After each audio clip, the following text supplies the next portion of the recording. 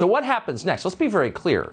This is not a business transaction. It's much bigger than that. Elon Musk is a massive threat to the way things are. So, by definition, it will not be long before they are calling him a racist. You can mark your calendar. Tonight, there are Democratic operatives studying everything Elon Musk has ever said in public. They're preparing one of the nastiest campaigns of character assassination in memory. They have no choice but to do this. Restoring free speech to Twitter is the greatest possible threat to the people in charge. They have to control the information.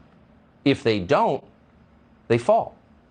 So you're going to be hearing a lot about Elon Musk in coming days, and all of it will be negative. At some point, they're going to unearth this clip from the Babylon Bees podcast back in December. They'll tell you this is some kind of fascist talk or dangerous ethno-nationalism. We'll let you judge for yourself. There are not enough people. I can't emphasize this enough. There are not enough people. And I think one of the biggest risks to civilization is the low birth rate and the rapidly declining birth rate. It is, and yet so many people, including smart people, think that there are too many people in the world and think that the population is growing out of control. It's completely the opposite. Please look at the numbers. If people don't have more children, civilization is going to crumble. Mark my words. Okay, so the first tip that what you just heard is forbidden is that it's real.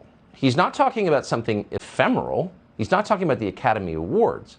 He's talking about perpetuating the species, something that has inherent meaning that we ought to be thinking about, but that by design we're not. Have more children, he said. That's one of the things you're no longer allowed in public. Now, Musk himself has already ignored that order. He's got 8 kids.